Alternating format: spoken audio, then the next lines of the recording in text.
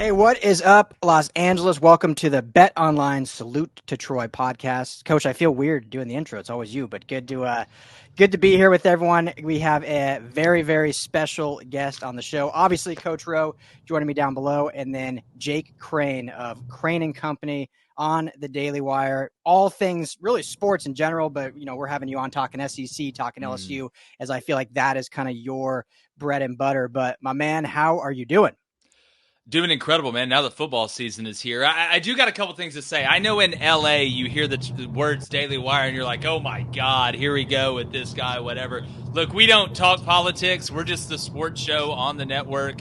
I don't care who you voted for. I don't care what you think about immigration. I just want to hit my bets this weekend. So if there's any people out there like, oh, I'm going to come in here talking about the election. No, I'm trying to see if this over is going to hit at 64 between USC and LSU. And we actually were recently out in LA. It's the second time I've been there. We went out there for the Sweet 16, watched Bama, North Carolina, and went to the Comedy Store, man. Had a really good time. So, yeah, shout out to everybody in LA. Oh, yeah, the Comedy Store is great. Love it out here. And it's all Jesselnick, Bobby Lee, a bunch of it. It was a good time, man. Well, it's great because those comedy places, like, people just show up. Like, they're not even on like the docket of the ticket, and all of a sudden they'll just come rolling through out of nowhere. It's the best part. It's the best part. I remember I was there a few years ago, and I'm going to the restroom, and all of a sudden I'm peeing next to Dane Cook. I'm like, this is fantastic. Where'd you come from? It's just the way they do it. I was hoping Chappelle might show up or something, but I was happy with what we got. Yeah, exactly. Well, good. Jake, the only vote that matters is if you vote for Pedro. And all your That's exactly. And I think we all did. And that we were never more together during that time. That's right. Does it get like old having to kind of explain that? Like, I think it's great what you're doing, but does it get old having here's the thing. I always tell people, like, if you just listen for 5 minutes to our show. You're like, oh, okay. Like, you know what it is, Ryan? It's an old school sports show. Because now all the new school sports shows talk about sports and politics and this, that, and the other. And we don't do that. Like, we're like the old school where we're just going to talk about sports outside of men playing in women's sports, which I don't think that's political. I just think that's common sense. I just tell people to listen. And the people that knew me before we went to the Daily Wire know, and they know my brother and they know Cone. So, no, it's gotten to the point now where people are like, yeah, we know, but we watch on YouTube anyway, so it doesn't matter. Love it. Well, I can say I love your show, always have, and I gotta say, buddy, thank you. I gotta say, man, before we dive into this LSU USC matchup, which is gonna be awesome, it would be great if you can make it. Are you coming out to Vegas, or are you not making it out? Man, here's the biggest problem with having to cover all the games is that I've got to watch all the games. I can't go to one game. Like, it's and I will say I much prefer, and now that YouTube's got multi-view, I mean, I got the big screen multi-view up. I got the laptop. My brother comes over, brings his laptop. I like going and buying a 12-pack of beer for what it costs for one beer at the stadium, and then I can go to the bathroom whenever I want. So I coach, like I said, I coached for a long time, and I've been to enough games. I know it's going to be a blast, and look, I'll never doubt people from either L.A., Los Angeles, or Louisiana to have a good time at a party. So I'm sure it's going to be fun, especially in Vegas. Well, Jake, make sure you get yourself some Fight on Pale Ales when you watch this game. Hey, man, look, I like a good pale ale. You ain't got to talk me into a good time, Coach. Love it. So, okay, well, I got to say real quick before we dive into the game. So Jake and I met, we were, I think, on the same network way back then. Believe, right? Believe, Believe, right? Met through Believe, and we did a crossover show together. I want to say it was it UCLA Auburn was playing, or was it just a Pac-12 SEC It was show a Pac-12 SEC. Was it UCLA LSU? It could have been that. I can't remember exactly. It was one of them. One of them. But we were talking Pac-12 SEC, and so Jake came on the show, and at the time you were in like a dark basement. I remember, Dude. Like, not the best lighting. You were getting going. Your show was already growing big. It was called the J-Boy Show back then, doing big things. And now you've just blown up, and that shows your work ethic, your knowledge.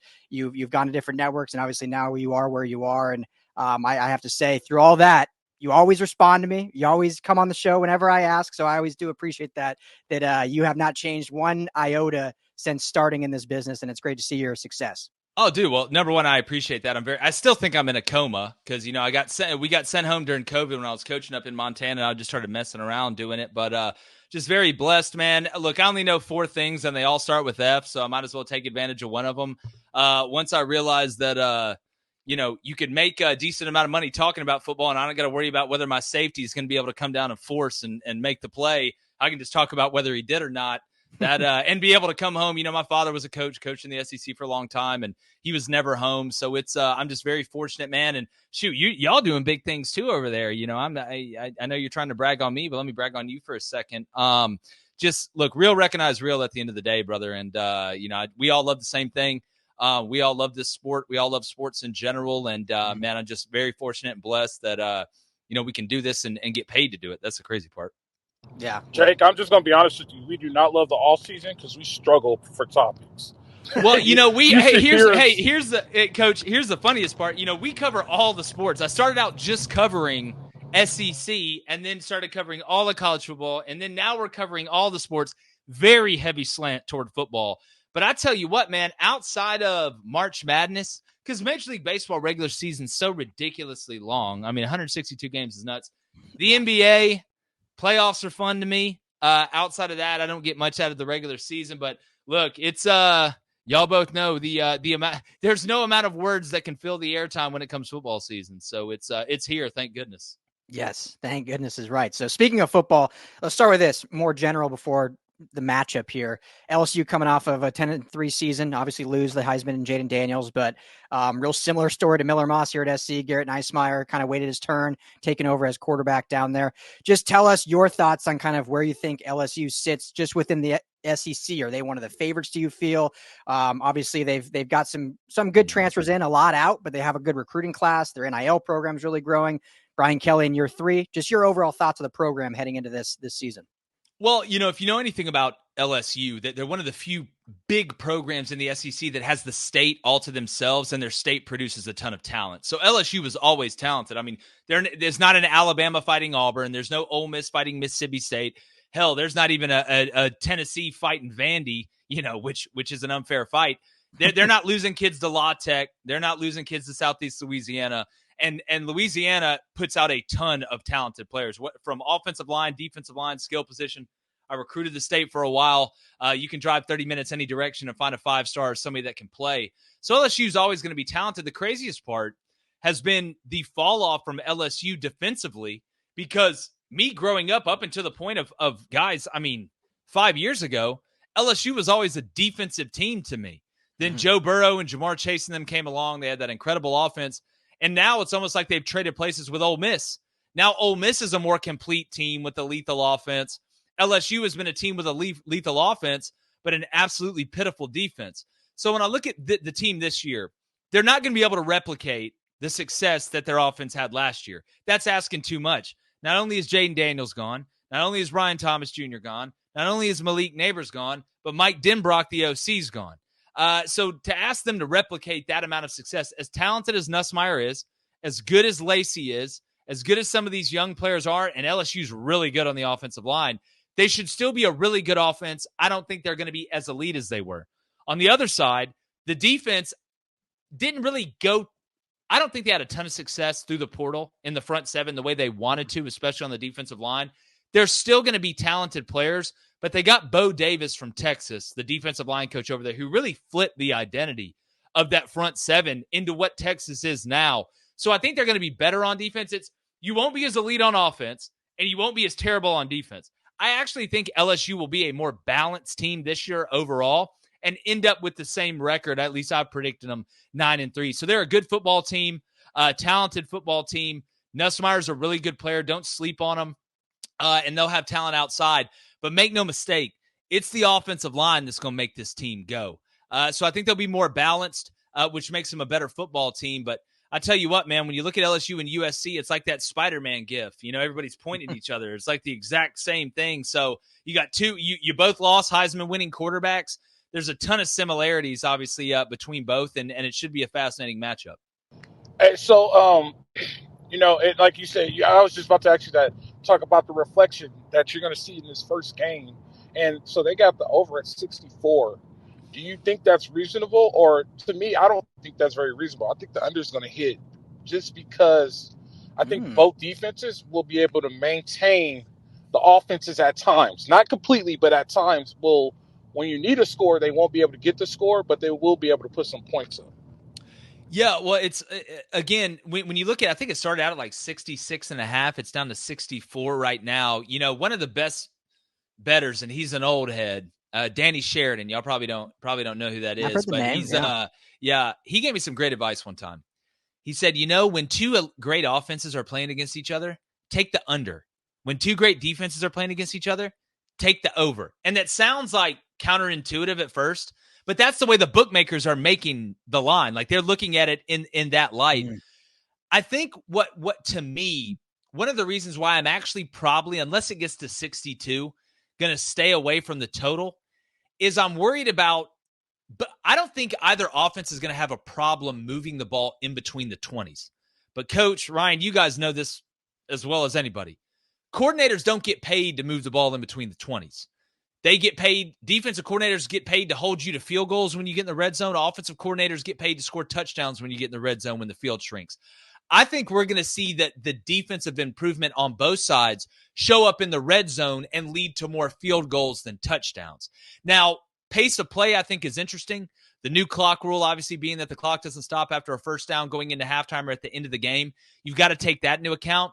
And I really think, even though Nussmeier has some experience, they're going to lean on that run game because of that offensive line, and that's going to run that clock. And I think Miller being new, and this is why I laugh, I think there's such a common misconception with like Lincoln Riley and Lane Kiffin and Josh Heupel and Steve Sarkisian. They want to run the ball. Like they really want to run the ball. That's where it starts. This isn't, we're going to go air raid all the time, go 5 wide and Mike Leach this thing. So if I had to go anywhere, I'd go the under right now, but I think it's due more to the lack of touchdowns in the red zone as opposed to field goals. So I'm with you on that one, Coach Rowe. I tell you, I think the line just went down to LSU minus 4.5 from 6. I may be wrong. That's what it was when it came in here. Obviously, when this gets released, it may be different. I think I'm going to pick a side where this thing ends up rather than a total. But if I'm going to take a total, it's probably going to be a TTP one way or the other between USC and LSU. I probably won't do a combination.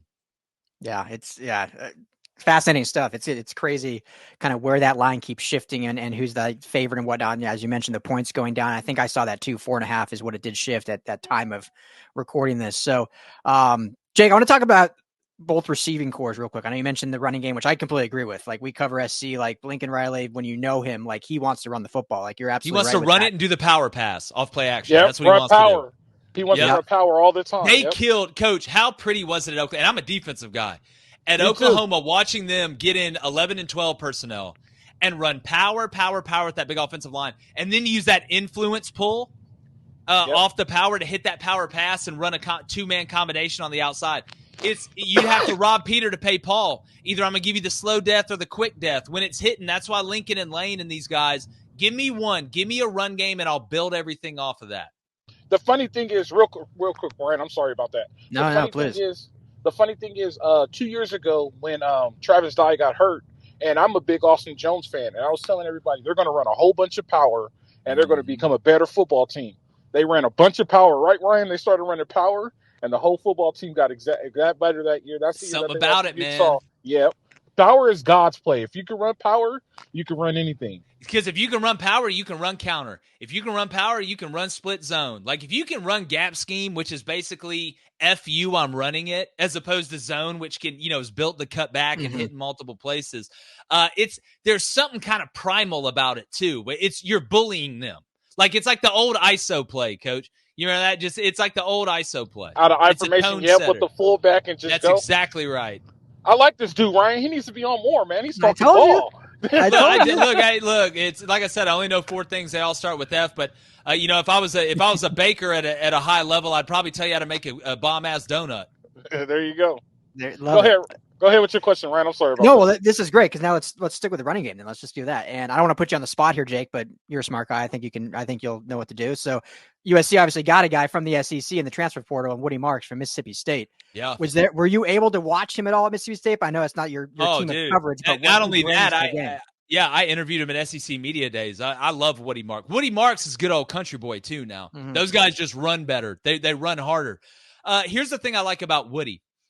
I think he's versatile to do enough of what Lincoln wants him to do to be a guy that could legitimately be a 3-down back. his pass protection's got to continue to get better, but find me a good running back out there whose pass pro doesn't need to get better, and I'll find you a guy that's going to be a mid-round draft pick in the first round or early in the second round.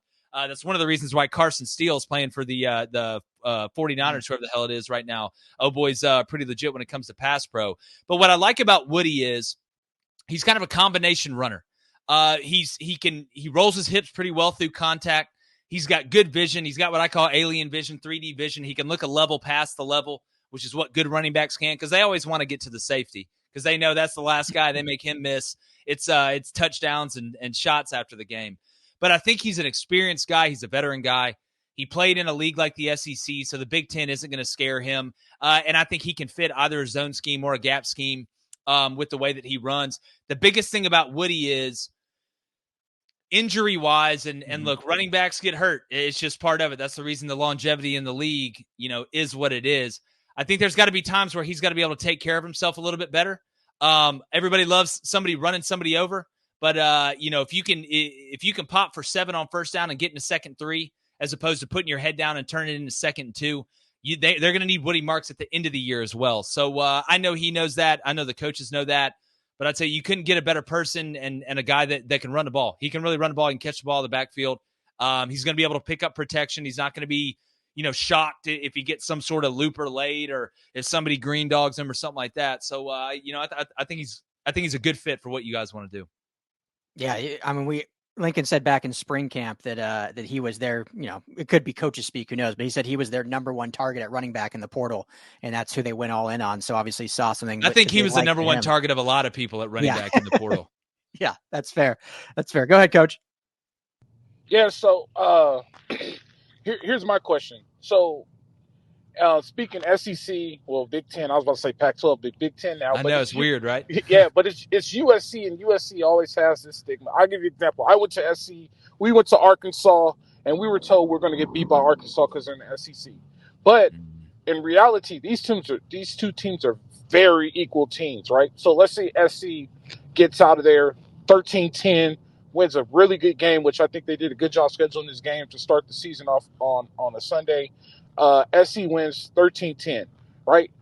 Is that a black mark on LSU because they're in the SEC, or is this one of them games like, all right, you guys played really well, you guys played good football, let's get better, let's move forward, and let's try to get to the playoffs?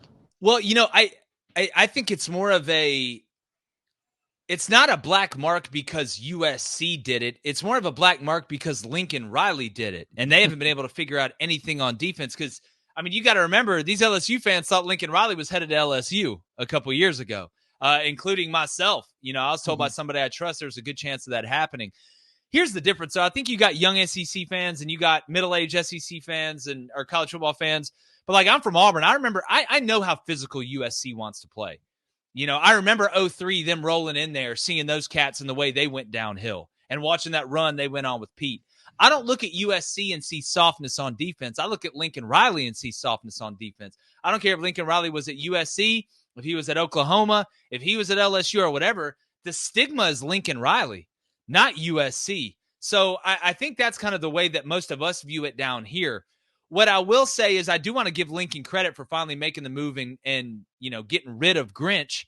And I don't have anything personally against Alex Grinch, but it's the same movie over and over again. The amount, and nobody knows this better than LSU fans. How many elite offenses have been thrown away from a championship standpoint because Lincoln Riley's defenses were so bad? LSU went through the same thing last year. If that game's 13-10, then that something crazy happened. But it would be more because of Lincoln Riley, not because of USC, in my opinion. Yeah, that makes a lot of sense to me. We always joke, we have probably half of our channel is Oklahoma fans. So whenever SC loses, we get a lot of Oklahoma fans coming in here commenting. I think it's going to be a very interesting year for Oklahoma. Let me just put it that way. Y'all may be getting the last laugh on that one, at least this first year. Yeah, I agree. But yeah, that's a whole nother story. So Jake, what I was going to ask about receivers, and I'll be quick about it, but again, a lot of similarities. USC loses Taj Washington and Brennan Rice. No disrespect to those guys. They were great for the program. Hope they have great NFL careers. But everyone out here, including us that cover the team, thinks that SC's receiver room is actually going to be really, really good this year. Just the depth they have, even though they're young, it's just a loaded room of talent. LSU loses obviously a lot higher in talent in Neighbors and Brian Thomas, both first-round picks. What can you tell us about the receiving room and kind of what they look like this year versus last year? Well, look, if there's two things I never question, it's was it me that left the kitchen cabinets open when my wife gets pissed, and whether or not USC and LSU are going to be good at the skill position on the outside. I mean, they just reload and reload and reload. So I'm not worried about the level of talent on the outside. I think a lot of it has to come down to the offensive line and the pass protection, because you can have the best DBs in the country. I've had years where we were really good in DB and bad on the D line, and my DBs didn't look as good. So when you look at the ability to protect the passer without having to go max pro, or be able to protect the passer without the tight end having a chip on the way out, that's what I think is going to define this game. Who on the edge of the line of scrimmage can win enough to affect the passing game?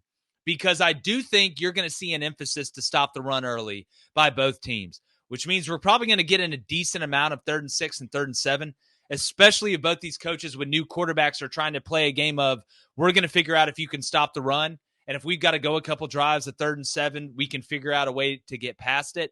So I don't think it's as much about the talent on the outside. If they got time, both these quarterbacks can deliver it. Both these wide receiver groups can get open. The question becomes who can rush the passer. And that's something we don't know yet. So that was actually going to be my question. I think that we got Danton Lynn, and the offense. He brought UCLA from like 114 to 50 or anything like that. Yep. I think the defense will be a lot better, right? And I think a lot of eyes are on Zachariah Branch, and a lot of eyes are on this guy. But I don't think people know how good our offensive line really is. And I don't think people understand how good these sophomore receivers are coming in. So I don't follow LSU, so that'll be my follow-up question. Like, is your offensive line just as good, but people don't know? And are your receivers coming back just as good, and they just don't know? Because Zach Branch isn't our receiver number one, right? We have an argument amongst ourselves. I think receiver number one is going to be Mekhi Lemon. People think it's going to be Kieran Hudson. Who's the guy that Jamal likes? I keep forgetting his name. Jacoby Lane. We got Big Goose Robinson. Like, there's a loaded room, but everybody sees Zach Branch. Is LSU facing that same problem? No, I mean, if there's one thing that you can count on this year for LSU offensively that's not new, it's how good that offensive line. They got 2 NFL tackles that are going to go really. Will Campbell's probably going to be the first tackle taken off the board. It's the strength of this LSU offense. It's really the only thing they return on offense, including the offensive coordinator. I tell you what, I had somebody last year who's in sports media. Probably doesn't care if I say his name, but he'll tweet about it if he hears me say it. He watches. He was an offensive lineman in the SEC for a long time. Probably going to give away who it is, but he called me after one of the USC games. He's like, I cannot believe how bad of an athlete USC has up front on the offensive line. He's like the schemes are good, all that's good, but the guys they have right now just can't get it done. And if those are the guys starting, who's behind them? So I'm interested to see how USC's offensive line has developed, and going against LSU's defensive line, at least the last couple of years, it's a great way to build confidence, which is an absolutely crazy thing to say if you've ever watched LSU before they went on this defensive rut, because they got creatures just straight out of Mordor coming at you on the defensive line. But when I tell you, bringing in Lynn was a great move. Bringing in Matt Entz, North Dakota State's head coach, to be the linebackers coach was a great move. But Coach Rowe, you know this as well as I do. And maybe they have gotten a lot better from a personnel standpoint. I've seen a lot of great coaches with a lot of great schemes look really silly because the players weren't good enough. I've seen a lot of really dumb coaches that couldn't draw up inside zone if a gun was pointed at them win big because they had better players. At the end of the day, football will always be a game that is won by the players and watched and talked about by the coaches. So as good as Coach Lynn is, you got to have the cats, and it's not just your first 22. That's what I always try and tell people, and you guys know this. It's your first 66, because what happens the first time that starting edge rusher goes down and you got to put in his backup, and now he's got to play 3 quarters, and behind him you got the mayor's kid, as we used to call it. So that's what I need to see, and it's weird to say that about USC. It really is, because, again, I grew up in the era of, oh, my God, USC just has the Avengers everywhere all over the field. So this is why this matchup is so weird, because both these defenses have not been good, and they're from places that I'm used to seeing physical, punch you in the face, kick you in the throat type defenses with athletes that look like they're already in the NFL. So, you can plug holes in the ship, but buddy, if you hit that iceberg, that son of a gun's going down regardless. Yeah. That's the funny thing, I think, when you think of those glory days of SC, is everyone remembers, rightfully so, Reggie Bush, Matt Leinart, all those guys. But I remember Palomalu. Those defenses, I remember Frosty. I remember Cushing. That's who I remember. Oh, yeah. Yeah, those defenses Maluga. No joke. God. Yeah. Clay Matthews. Clay Matthews is yeah, Clay Matthews over there just biting through bricks. Yeah. Wild. So we'll see. Things look to be improving. Obviously, we got to see it on the field. I've been out of practice and whatnot. And Coach Lynn today, actually, we were on a press call, and he said he feels that this defensive line has more depth than he had at UCLA last year. So we'll see if that comes to fruition actually in play. But I'll kind of last question for me, and then Coach, you got one more, and then we'll just get a score prediction from you. But looking at defense, we'll end with that. So same thing. Both teams made a change at coordinator, right? Big changes on defense, trying to improve to not, if SC can even stop a nosebleed last year, they probably win 9 games instead of 7. So, I mean, if they can improve at all, they're at least a competitive team this year. LSU kind of similar boat. So what can you tell us about the new hire, how you feel he improves this defense, and have they done enough maybe in the portal or recruiting to kind of add those players you're talking about that really make the big difference? Yeah, well, Blake Baker, a guy they got, from Missouri, he's a guy I got a lot of respect for.